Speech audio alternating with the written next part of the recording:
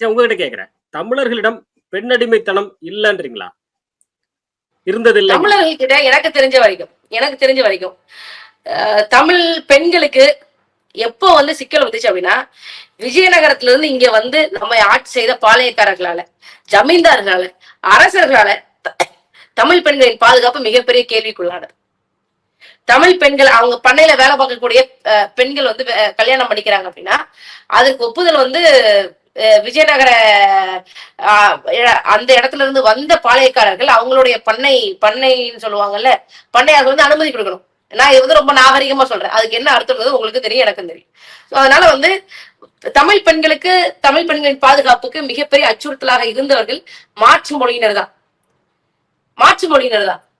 மிக முக்கியமாக நீங்க பாத்தீங்கன்னா தமிழ் சங்க இலக்கியங்கள் முழுக்க ஆண்களும் பெண்களும் விரும்பிதான் திருமணம்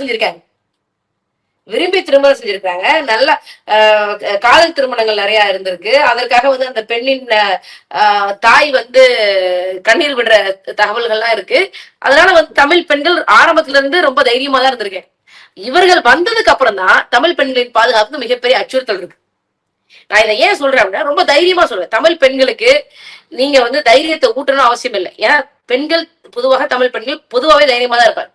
இந்தியாவின் விடுதலைக்கு போராடிய இந்திய நாட்டின் தந்தை என்று அழைக்கப்படக்கூடிய ஐயா காந்தி அவர்கள் வந்து சொல்றாரு, என்னுடைய அரசியல் குரு, என்னுடைய அரசியல் ஆசான் தில்லையாடி வள்ளியம்மை என்கின்ற ஒரு பெண், அவள் தான் எனக்கு வந்து சத்தியாகிரகத்தை சொல்லி கொடுத்தவள், அவள் தான் எனக்குள்ள சுதந்திர தாகத்தை வந்து ஊற்றியவள் வந்து அவள் தான்.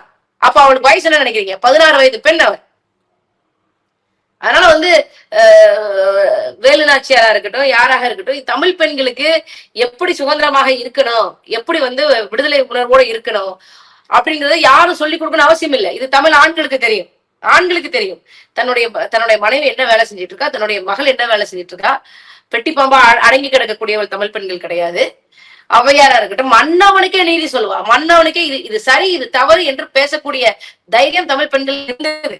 கண்ணகியா இருக்கட்டும், மன்னவன்ட்டே நீ பிழை செய்து விட்டாய், நீ தவறான ஒரு நீதி கொடுத்து விட்டாய் என்று ஒரு சாதாரண குடிமகன் மன்னனை எதிர்த்து வழக்காடக்கூடிய ஒரு தன்மையில தான் தமிழ்நாடு இருந்தது. இவர்கள் வந்ததுக்கு அப்புறம் எப்படி சாதிய இழிவு வந்ததோ அதே மாதிரி பெண்களுக்கு ஒரு இழிவு இவர்களால் வந்தது. அதைத்தான் நாங்கள் துணை தெரிந்து கொண்டு நீங்க பாக்குறீங்க, நாம் தமிழர் கட்சி மேடையில சரிக்கு சரி பெண்கள் இருப்பாங்க, மேடைகள்ல பெண்கள் இருப்பாங்க. இந்த கட்சி எப்போ ஜெயிக்குன்னு தெரியாது, எப்போ ஆட்சி அதிகாரத்தை ஏறுன்னு தெரியாது. ஆனாலும் பெண்கள் சாரையாக நாம் தமிழர் கட்சியில வந்து முக்கிய பங்காற்றுவது அந்த அந்த அந்த பெண் உணர்வின் அடிப்படையில தான், அந்த தைரியத்தின் அடிப்படையில தான் நாங்க வந்து பேசிட்டு இருக்கோம், நாங்க களமாடி கொண்டு இருக்கோம்.